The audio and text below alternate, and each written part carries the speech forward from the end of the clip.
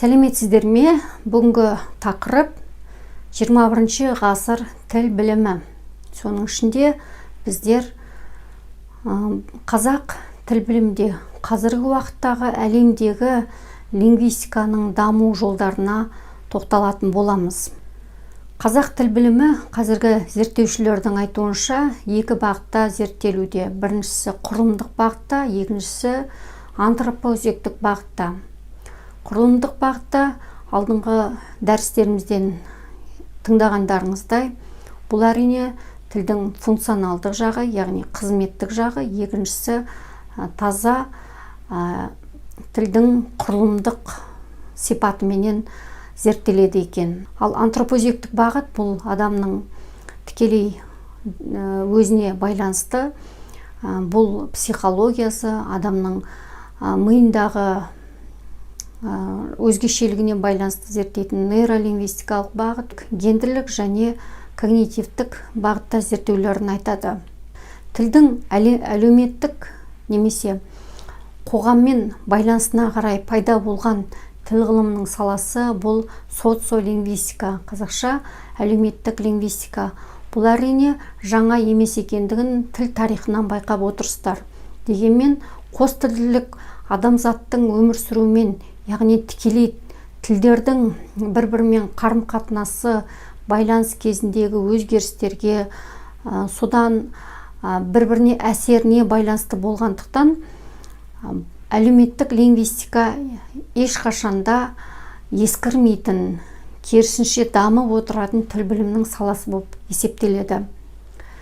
Бұл салада негізінен қостілділік, көптілділік, үштілділік мәселелері, сонымен байланысты адстрат, суперстрат, субстрат, ассимиляция деген терминдер негізгі ұғымдар болып саналады. Қостілділік билингвизм, яғни латын тілінен аударғанда би екі рет, лингва тіл деген мағынаны береді. Қостілділік бұл 19 ғасырдың соңынан бастап зерттеле бастаған дейді. Ал негізі ғылым саласына айналуы бұл 20 ғасырдың ортасында ғана, яғни педагогикалық зерттеулердің нысанына айналған. Арнайы әдебиеттерде қостілділік деген түсінік екі түрлі аспектіде қарастырылады. Оның біреуі психологиялық, екіншісі әлеуметтік аспекті. Қостілділік әрбір жеке адамды сипаттауы мүмкін, немесе бұқаралық, немесе топтық қостілділік орын алуы мүмкін. Қостілділік туралы ғалымдардың арасында екі түрлі тұжырым бар.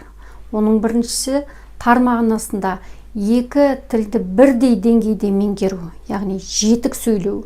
Ал кең мағынасында ол екінші тілді салыстырмалы түрде ғана меңгеру, яғни сөйлеу кезінде белгілі бір ойды жеткізе алуын айтады. Екінші тіл өзінің ана тілінен бөлек екінші тілде.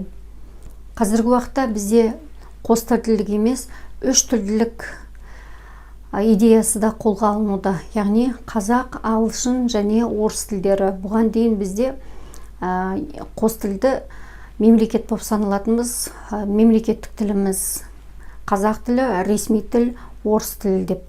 Қазақ тіл білімінде әлеуметтік лингвистиканың дамуына ерекше үлес қосқан екі ғалымды атауға болады. Оның бірі Бақытжан Қасанұлы, екіншісі Ленора Сүлейменова Дүйсенқызы.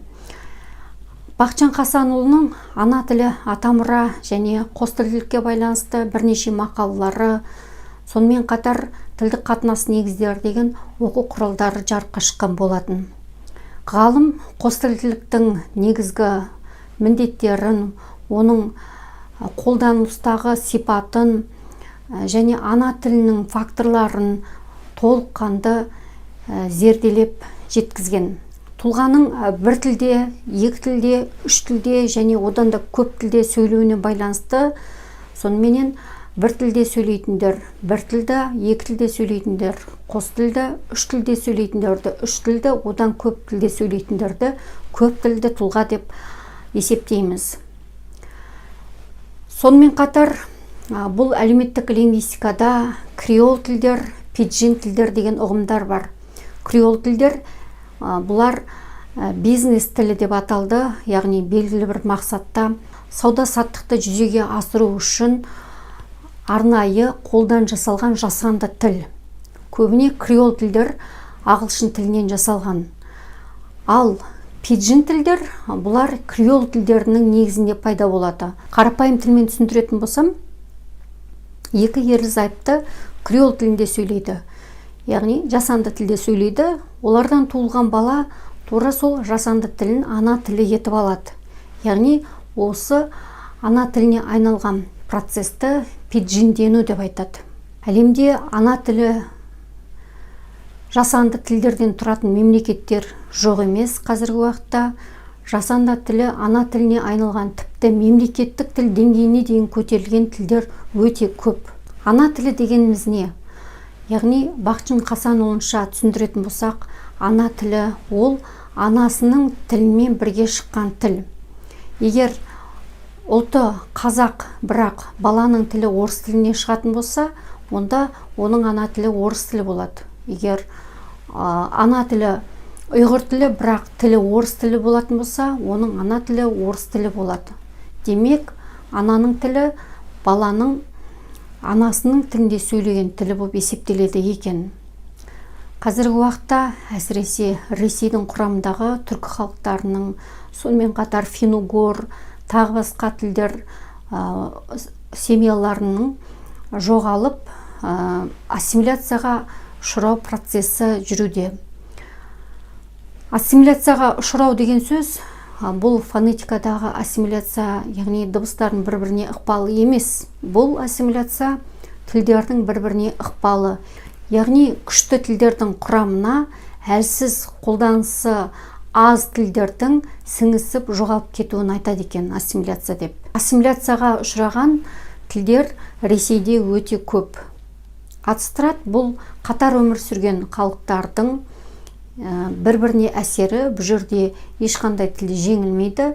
Мысалы, өзбек, қазақ халықтарының қатар өмір сүріп, олардың тілдік ерекшеліктерін бір-біріне әсерін айтатын болсақ, субстрат пен суперстрат ұқсас келеді. Бұлар субстрат жеңген тілдің жеңілген тілдегі әсер болса, ал суперстрат жеңілген тілдің жеңген тілдегі әсерін, көріністерін білдіреді. Тіл біліміндегі енді бір маңызды салалардың бірі ол гендерлік лингвистика. Бұлда саяси идеологияменен қатар дамыған тіл білімінің саласы. Гендер дегенде бұл саясаттағы гендер емес, лингвистикадағы гендер басқаша. Бұл жерде тілдің гендерлік ерекшеліктері, яғни ер адам мен әйел адамның сөйлеуіндегі, іс-қимылындағы, қозғалыстарындағы, тағы басқа, яғни ойлауындағы ерекшеліктерді жатқызамыз. Гендерлік лингвистика қазір дамығандығы соншалық, оның нейролингвистиканың гендерлік ерекшеліктері, психолингвистиканың гендерлік ерекшеліктері, сонымен қатар когнитивтік талдауларда да гендерлік ерекшеліктерді қарастырып жүр. Мысалмен түсіндіретін болсам, ер адамдардың тіліндегі гендерлік ерекшеліктер, мысалы, дөрекі сөйлеу. Әйел адамдар ондай сөз сөйлемейді. Ал әйел адамдардың тіліндегі жұмсақ, мысалы, кейбір жаргон, сленгтер, оны ер адамдар айта бермейді. Мысалы, өля деген оңтүстіктің айтатын. Сол сияқты әдеби шығармалардағы кездесетін, қазіргі уақытта ол қолданыстан шығып бара жатыр, көтек деп апалардың бетті былай қозғап көрсетуі, немесе ерінің сылп еткізуі, осылардың барлығы гендерлік ерекшеліктерге жатады екен. Тіл білімінің тағы бір маңызды салалардың бірі қазіргі уақыттағы ол компьютерлік лингвистика.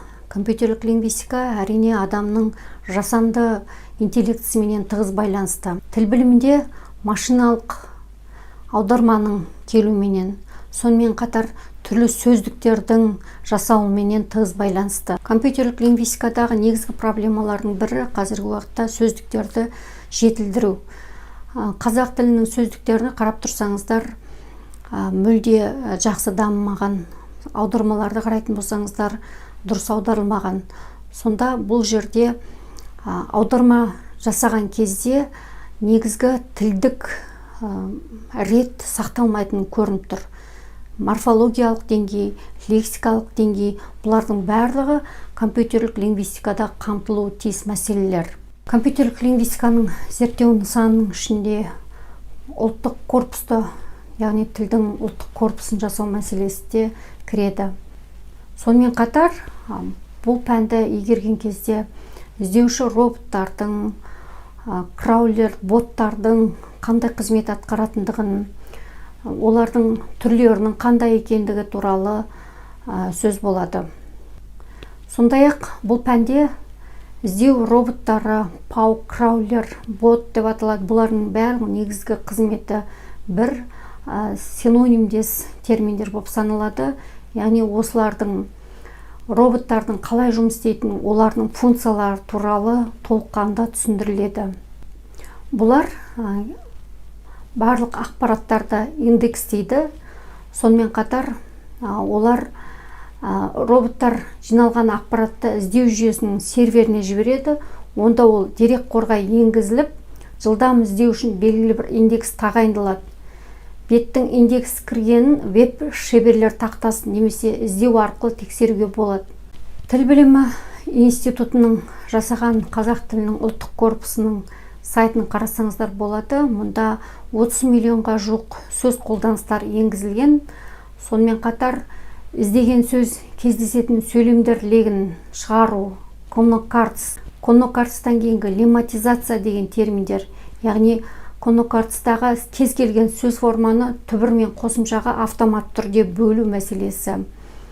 Сонымен қатар бұл лингвистикалық белгіленімдерді енгізу бағдарламалары морфологиялық белгіленім, сөз жасамдық, лексикалық, фонетикалық, морфосемантикалық және аталған мәнмәтіндік лингвистикалық белгіленімдер бойынша іздеу жүйесі жасалған екен. Сонымен қатар ұлттық корпуста компьютерлік бағдарлама бойынша қандай да бір сөзді іздеген кезде экранға ең алдымен сол сөз кездесетін мета белгіленім берілген мәтіндер шығады, яғни мысалдар тізімі шығады. Сонымен қатар экранның екінші бетіне әртүрлі ұяшықта сол сөз туралы лингвистикалық ақпараттар беріледі. Компьютерлік лингвистиканың әлі де зерттейтін тұстары өте көп. Тіл білімінде Құдайберген Жұбановтың компьютерлік лингвистика деген кітабынан басқа оқу құралдары кем-де-кем. Орыс тіл білімімен салыстырғанда компьютерлік лингвистика қазақ тіл білімінде кенже дамып келе жатыр. Сондықтан кейінгі зерттеулерде осы тіл білімінің саласын зерттеу нысаны етіп алсаңыздар болады.